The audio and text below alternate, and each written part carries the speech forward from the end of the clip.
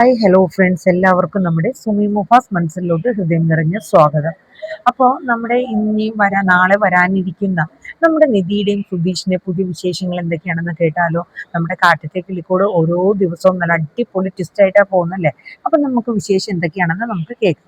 അപ്പൊ അങ്ങനെ നമ്മുടെ സുധീഷ് വളരെ കോൺഫിഡൻറ്റോട് കൂടി എത്ര റിസ്ക് എടുക്കേണ്ടി വന്നാലും നമ്മുടെ നിധിയെയും കൊണ്ട് ഒരു ഒഴിഞ്ഞ സ്ഥലത്ത് പോയി എല്ലാം മനസ്സ് തുറന്ന് സംസാരിക്കണം എന്ന ആഗ്രഹത്തോടു കൂടെ തന്നെ നമ്മുടെ സുധീഷ് ഒരു ബീച്ചിൽ പോവുകയാണ്. നമ്മുടെ നിധി ജോലി കഴിഞ്ഞിറങ്ങി, അത് കഴിഞ്ഞ് നമ്മുടെ നിധിയും കൂട്ടി പോവാണ്. അങ്ങനെ അവിടെ ചെന്ന് കഴിഞ്ഞിട്ട് നമ്മുടെ സുധീഷ് മനസ്സ് തുറക്കണം. അപ്പൊ നിധി ചോദിക്കുന്നുണ്ട്, അല്ല സുധീഷ്, എന്താ എന്നെ ഇങ്ങോട്ട് വിളിച്ചുകൊണ്ട് വന്നത്, എന്ത് കാര്യം പറയാനാന്ന് ചോദിക്കുന്നുണ്ട്. അപ്പം സുധീഷ് പറയും, അതെ, നമ്മൾ എവിടെ വെച്ച് ആദ്യമായിട്ട് കണ്ടുമുട്ടിയത് നിധിക്ക് അറിയാവോ? അപ്പൊ നിധി പറയുന്നുണ്ട്, എനിക്കറിയാം. അതായത് തിരുവനന്തപുരത്ത് വെച്ച് നമ്മളൊരു വണ്ടി ഇതായ സ്ഥലത്താണെന്നൊക്കെ നമ്മുടെ സുധീഷ് പറയുന്നുണ്ട്. നിധി ആ കാര്യങ്ങളൊക്കെ ഓർക്കുന്നുണ്ട്. അങ്ങനെ അതൊക്കെ ഓർത്തെടുത്തിട്ട് പറയും, ഞാൻ എന്നാണോ നിധിനെ ആദ്യമായിട്ട് കണ്ടത് അന്ന് മുതൽക്ക് എൻ്റെ മനസ്സിൽ നിധിയെ കുറിച്ചുള്ള കുറെ ആഗ്രഹങ്ങളും സ്വപ്നങ്ങളും ഇഷ്ടമൊക്കെ എൻ്റെ മനസ്സിലുണ്ടായി. ഞാൻ നിധിയെ വിവാഹം കഴിച്ചത് തന്നെ എൻ്റെ മനസ്സിൽ നിധിയോടുള്ള പ്രണയം കൊണ്ട് തന്നെയാണ്. അത് ദൈവം സഹായിച്ച് എനിക്കെല്ലാം സാഹചര്യങ്ങളെല്ലാം ഒത്തുവരികയും ചെയ്തു. നമ്മളത് ചില പ്രത്യേക സാഹചര്യത്തിൽ വിവാഹം കഴിച്ചു എങ്കിലും അത് എന്നെ സംബന്ധിച്ച് എൻ്റെ മനസ്സിൽ അന്നും ഇന്നും ഇനി എന്നും എൻ്റെ ഭാര്യയായിട്ട് ഞാൻ നിധിയെ മാത്രമേ കാണുന്നുള്ളൂ എന്നൊക്കെ പറയട്ടോ. അപ്പൊ നിധി ഇങ്ങനെ അന്താളിക്കാണ്, എന്താ സുധീഷ് പറയണത്? സുധീഷിന്റെ മനസ്സിൽ അങ്ങനെയായിരുന്നു. ഞാൻ കരുതി എന്നെ വിവാഹം കഴിച്ചത് ഒരു ബാധ്യത പോലെ, അല്ലെങ്കിൽ ഇത് ഊരാൻ പറ്റാത്ത ഒരു തലവേദന പോലെ ആയിട്ടാണെന്നാണ് ഞാൻ കരുതിയത്. പക്ഷെ അങ്ങനെയല്ല, ഇങ്ങനെയാണെന്നുള്ളത് എനിക്ക് ഇപ്പോഴാണ് അറിയാവുന്നത്. സുധീഷ് ഇതുവരെ പറഞ്ഞിട്ടില്ലല്ലോ. അപ്പൊ സുധീഷ് പറയാം, അല്ല നിധി, എന്റെ മനസ്സിൽ ഒരേ ഒരു ഭാര്യയായിട്ട് ഞാൻ അംഗീകരിച്ചിരിക്കുന്നത് നിധിയാണ്. നിധി പറഞ്ഞതുപോലെ ഒരു ഡൈവേഴ്സ് ചെയ്ത് നമ്മൾ രണ്ടുപേരും രണ്ട് വഴിക്ക് പോവാണെങ്കിൽ എനിക്കൊരിക്കലും ഒരു നല്ല ജീവിതം ഉണ്ടാവില്ല. കാരണം നിധിയെ വിട്ടിട്ട് എനിക്ക് വേറൊരു ജീവിതത്തെ കുറിച്ച് ചിന്തിക്കാൻ പോലും കഴിയില്ല എന്നിങ്ങനെ നമ്മുടെ നിധി പറയണം, അല്ല സുധീഷ് പറയണം. അപ്പൊ നിധി പറഞ്ഞു, ഞാൻ ആഗ്രഹിച്ചത് സുധീഷിന് ഞാനൊരു ബുദ്ധിമുട്ട് ഒരു ഭാരമാണ്. സുധീഷ് വന്ന് തല വെച്ച് തന്ന പോലെ സുധീഷിന് ഒരിക്കലും ജീവിതത്തിൽ രക്ഷപ്പെടാൻ പറ്റാത്ത പോലെ ആയിപ്പോ എന്നൊക്കെയാണ് സുധീഷ് എന്ന് കരുതി. അപ്പൊ ഇങ്ങനെ ഇരുന്ന സമയത്താണ് അപ്പുറത്തെ ഒരു ഒച്ചയും ബഹളവും ഒക്കെ കേൾക്കുന്നുണ്ട്. ഇവരിരുന്ന ബീച്ചിൽ ഇരുന്ന സ്ഥലത്തിന്റെ കുറച്ചപ്പുറം മാറിയായിട്ട് ചെറിയ ഒച്ചയും ബഹളവും ഒക്കെ ഇങ്ങനെ കേൾക്കുന്നുണ്ട്. അപ്പം നമ്മുടെ സുധീഷ് പെട്ടെന്ന് ഞെട്ടിയാണ്, ഇതെന്താ ഇവിടെ ബഹളം? അപ്പോഴാണ് സുധീഷ് ഇങ്ങനെ ഓർമ്മകളുമായിട്ട് ചാരി നിന്ന സുധീഷ് താൻ ഏതോ ഒരു സ്വപ്ന ലോകത്താണ് എന്ന കാര്യം അറിഞ്ഞത്. കാര്യം വേറൊന്നുമല്ല, ഇത്രയും നേരം നമ്മള് ഇങ്ങനെ സുധീഷ് മനസ്സിൽ കണ്ട കാര്യങ്ങളാണ് ഈ കണ്ടതെല്ലാം. യഥാർത്ഥത്തിൽ നിധിയോട് ഒരു വാക്ക് പോലും സുധീഷ് പറഞ്ഞിട്ടില്ല. സുധീഷിന് പറയാനുള്ള ധൈര്യമില്ല. പറഞ്ഞാൽ എന്തൊക്കെ പറയണം, എങ്ങനെയൊക്കെ പറയണം എന്നൊക്കെ സുധീഷ് സത്യം പറഞ്ഞാല് മനസ്സിൽ ആഗ്രഹിച്ചതാണ്, അതെങ്ങനെ പറയണം എന്നുള്ളതൊക്കെ. അങ്ങനെ ആകെ സുധീഷ് പെട്ടെന്ന് ഞെട്ടണം. അപ്പൊ സുധീഷ് നോക്കുമ്പോ അവിടെ ഒരു പെണ്ണും ചെറുക്കനും എന്തോ അങ്ങോട്ടും ഇങ്ങോട്ടും വഴക്കൊക്കെയാ. അപ്പൊ നിധി പറഞ്ഞു, സുധീഷ്, നമ്മളിവിടെ വന്നിട്ട് കുറെ നേരമായി, സുധീഷ് എന്ത് കാര്യം പറയാനാണ് എന്നെ വിളിച്ചോണ്ടുവന്ന്? ദേ അവിടെ മതിയായ ഒച്ചയും ബഹളവും ഒക്കെ കേൾക്കുന്നുണ്ടല്ലോ, എന്താ കാര്യം, ഒന്ന് തിരക്കിയിട്ട് വരാന്ന് പറഞ്ഞ് അവർ അങ്ങോട്ട് ചെല്ലുകയാണ് കേട്ടോ.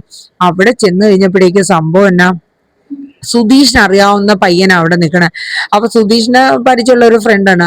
അപ്പൊ ഒരു പെൺകുട്ടി അടുത്ത് നിൽപ്പുണ്ട്. അപ്പൊ സുധീഷും നിധിയും കൂടെ അങ്ങോട്ട് ചെല്ലുകയാണ്. അപ്പൊ ആ പെൺകുട്ടി പെട്ടെന്ന് കരയാണ്. കരയാനുള്ള ഒരു മൂഡിലൊക്കെ ആയിട്ട് നിൽക്കണം. അപ്പം സുധീഷ് ചോദിച്ചു, എടാ നീയോ, എന്തേ ഇവിടെ, എന്ത് പറ്റിയേ, എന്താ നിങ്ങൾ തമ്മിൽ പ്രശ്നം എന്നൊക്കെ ചോദിക്കണേ. അപ്പൊ നിധി ചോദിച്ചു, എന്ത് പറ്റി, ഇയാൾ എന്തിനാ കരയാൻ നിൽക്കണേന്ന് ആ പെൺകുട്ടിയോട് ചോദിക്കുന്നുണ്ട്. അപ്പം സുധീഷിന്റെ ഫ്രണ്ട് പറയണേ, എടാ വേറൊന്നുമില്ല, എവളുടെ വിവാഹ നിശ്ചയമാണ് ഇന്ന്. അപ്പോ 3 വർഷമായിട്ട് ഞാൻ അവളുടെ പുറകെ നടക്കുകയാണ്. ഇത്രയും നാളും ഞാൻ അവളോട് ഇഷ്ടം തുറന്നൊന്നും പറഞ്ഞില്ല. പക്ഷെ ഇവൾ എന്നെ മനസ്സിലാക്കും എന്ന് കരുതിയാണ് ഞാൻ ഇരുന്നത്. പക്ഷെ അവള് ഇപ്പൊ വിവാഹ നിശ്ചയമൊക്കെ കഴിഞ്ഞ് വേറെ ആളെ കൂടെ പോവാനൊക്കെയാണ് ആഗ്രഹിക്കുന്നത്. ഞാൻ എന്ത് ചെയ്യും, നീ പറ സുധീഷ്. ഇത്രയും നാളെ എല്ലാ കാര്യങ്ങളും മനസ്സ് തുറന്ന് അടുത്തിടപഴകി നിന്നിട്ട് ഇപ്പൊ വേറൊരാളുടെ കൂടെ പോവാന്ന് പറഞ്ഞാൽ എനിക്ക് സഹിക്കാൻ പറ്റില്ല എന്ന് അവൻ പറഞ്ഞു. അപ്പോഴേക്ക് ആ പെൺകുട്ടി പറഞ്ഞു, ഞാൻ ഒരിക്കലും അങ്ങനെ കണ്ടിട്ടില്ല. എൻ്റെ ഒരു ബെസ്റ്റ് ഫ്രണ്ട്, അതിനപ്പുറം ഞാൻ കണ്ടിട്ടില്ല. ചേച്ചി തന്നെ പറയാം, ഞാൻ എന്താ ചെയ്യേണ്ടത്? എനിക്ക് എൻ്റെ വീട്ടുകാരെ വീട്ടുകാരെ നല്ലൊരു കല്യാണം ആലോചിച്ചു, ഞാൻ അത് സമ്മതിക്കാണ്ട് ഞാൻ എന്താ ചെയ്യേണ്ടത്? ഞാൻ ഒരിക്കലും അതായത് ആ നിൽക്കുന്ന പയ്യനെ അങ്ങനെ കണ്ടിട്ടില്ല എന്നിങ്ങനെ പറയണ്.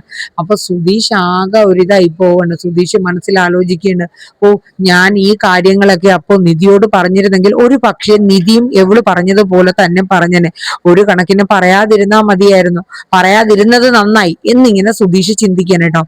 ആ സമയം ആ പെൺകുട്ടി ഇങ്ങനെ പറഞ്ഞുകൊണ്ടിരുന്നപ്പോ സുധീഷ് പെട്ടെന്ന് ഐഡിയ മാറ്റണം കേട്ടോ. സുധീഷ് കുഞ്ഞേടാ, അവക്ക് നിന്നെ ഇഷ്ടമില്ല എന്നുണ്ടെങ്കിൽ പിന്നെ നീ എന്തിനാണ് അവളെ പുറകെ പോവേണ്ട കാര്യം എന്തിരിക്കണോ എന്നിങ്ങനെ കുട്ടി ചോദിക്കണം.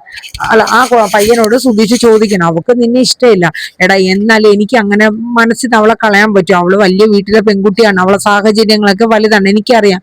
പക്ഷെ 3 വർഷമായിട്ട് ഞാൻ അവളെ മാത്രമേ മനസ്സിൽ കണ്ടിട്ടുള്ളൂ, അവളെ മാത്രമേ ഞാൻ ഭാര്യയായി അംഗീകരിക്കാൻ, അതായത് കല്യാണം കഴിച്ച് ഭാര്യയായിട്ട് എന്റെ മനസ്സിൽ ഞാൻ സ്വപ്നം കണ്ടിട്ടുള്ളതും അവളെയാണെന്നൊക്കെ പറയാം.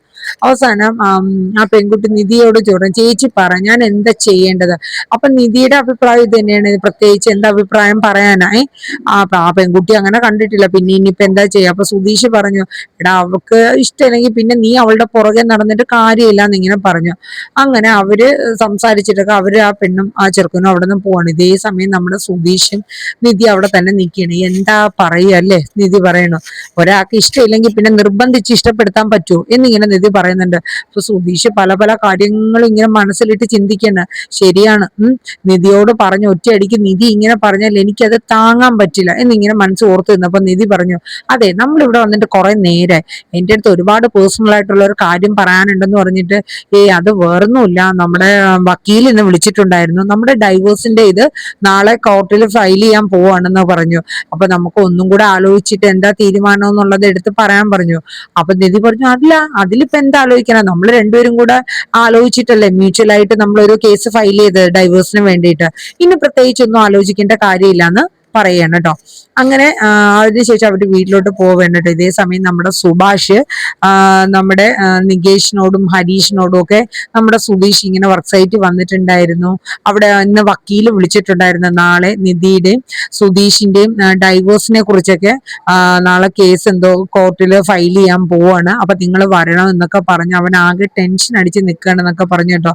അപ്പം ഹരീഷിനും നികേഷിനും ശരിക്കും സത്യമായി, കാരണം ഇവര് തമ്മിൽ ബന്ധം വേർപെടുത്തി കഴിഞ്ഞാൽ പിന്നെ ഒരിക്കലും നിധീനെ അങ്ങനെ ഇവിടുന്ന് പിടിച്ചു നിർത്താൻ പറ്റില്ലല്ലോ, നിധി ആരും അല്ലാണ്ടായി പോവില്ലേ, മറ്റത് ഏട്ടത്തി അമ്മ എന്നുള്ള ഒരു സ്ഥാനം കൊടുക്കാലോ, ആ ഒരു രീതിയിലാണ് അവരൊക്കെ എല്ലാരും മനസ്സിൽ കണ്ടേക്കണം. അപ്പൊ സുഭാഷിനൊക്കെ ഭയങ്കര സങ്കട, എന്ത് ചെയ്യണോന്നോ അല്ലെങ്കിൽ ഇതിന് എന്ത് തീരുമാനം എടുക്കണോന്നോ ഒന്നും അറിയില്ല.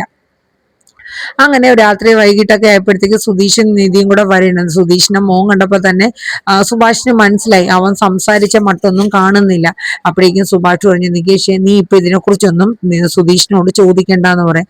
ആയിക്കോട്ടെ സുഭാഷ് ഏട്ടാന്ന് പറയാം. അപ്പോഴേക്കും നിധി വന്ന് കയറി പറയും, സുഭാഷ് ഏട്ടാ ഭയങ്കര വിശപ്പ, എന്തെങ്കിലും കഴിക്കാൻ തരാവോ? അപ്പൊ സുഭാഷ് പറയാം, അതിനെന്താ മോളെ, നീ ഫ്രഷ് ആയിട്ട് വേഗം ഞാൻ ഫുഡ് എടുത്ത് തരാന്ന് പറഞ്ഞിട്ട് നിധി ഫുഡൊക്കെ കഴിക്കാനായിട്ട് പോകണം. അങ്ങനെ എല്ലാവരും ഫുഡൊക്കെ കഴിച്ചു. എന്നിട്ട് രാത്രി ആവേണം. അങ്ങനെ രാത്രിയായി കഴിയുമ്പോഴത്തേക്ക് നിധി പോയി കിടക്കാനൊക്കെ പോണ്. ആ സമയം സുഭാഷ് പതുക്കെ നമ്മുടെ സുധീഷിന്റെ അടുത്തോട്ട് ചെല്ലാണ്. എന്നിട്ട് പറയാ, എടാ, ഇന്ന് നിനക്ക് അവളോട് സംസാരിക്കാൻ പറ്റിയില്ലല്ലേ? എന്താ? എനിക്ക് കഴിഞ്ഞില്ല സുഭാഷ് ഏട്ടാ, എനിക്ക് അറിയില്ല, അവൾ എൻ്റെ അടുത്ത് ഒറ്റയടിക്ക് മറുപടി പറഞ്ഞ എനിക്കത് സഹിക്കാൻ പറ്റുന്നതിന് അപ്പുറമായിരിക്കും. എൻ്റെ ജീവിതത്തിൽ ഒരു ഭാര്യയായിട്ടുണ്ടെങ്കിൽ അത് നിധി മാത്രമായിരിക്കും എന്നുള്ള കാര്യങ്ങളൊക്കെ ഇങ്ങനെ പറയണേ. അപ്പൊ സുധീഷും കിടക്കുന്നതിന്റെ ഇടയിൽ സുധീഷ് പറയുന്നുണ്ട്, എന്തായാലും സുധീഷേട്ടാ, ഇതൊക്കെ എന്തെങ്കിലും കാര്യങ്ങൾ നടക്കുമോ എന്നുള്ള രീതിയിൽ നീ അവിടെ മിണ്ടാതെ കിടക്കുക, ഞാൻ എന്തായാലും ചില കാര്യങ്ങളൊക്കെ തീരുമാനിച്ചിട്ടുണ്ട് എന്ന രീതിയിൽ സുധീഷ് പറയൂട്ടോ. അപ്പൊ എന്തായാലും നാളെ കാണിക്കുന്ന കാറ്റത്തെ കിളിക്കൂടിലെ ഏകദേശം പ്രൊമോ ഇതൊക്കെ തന്നെയാണ്. അപ്പൊ എല്ലാവരും നമ്മുടെ ഈ വീഡിയോ സ്കിപ്പ് അടിക്കാണ്ടൊന്ന് കേൾക്കുക, നിങ്ങളുടെ അഭിപ്രായങ്ങളും നിർദ്ദേശങ്ങളും രേഖപ്പെടുത്തുക. നമ്മുടെ ചാനൽ ആദ്യമായിട്ടാണ് കാണുന്നുണ്ടെങ്കിൽ ഒന്ന് ലൈക്ക് അടിക്കാനും പിന്നെ പുതുതായിട്ട് വരുന്നവർ സബ്സ്ക്രൈബ് ചെയ്യാനും മറക്കരുത്. അപ്പൊ നാളത്തെ കാറ്റത്തെ കിളിക്കൂടിന്റെ പ്രൊമോ ഇവിടെ വൈൻഡപ്പ് ചെയ്യാണ്. അപ്പൊ എല്ലാവർക്കും Tata, bye bye, take care, thank you.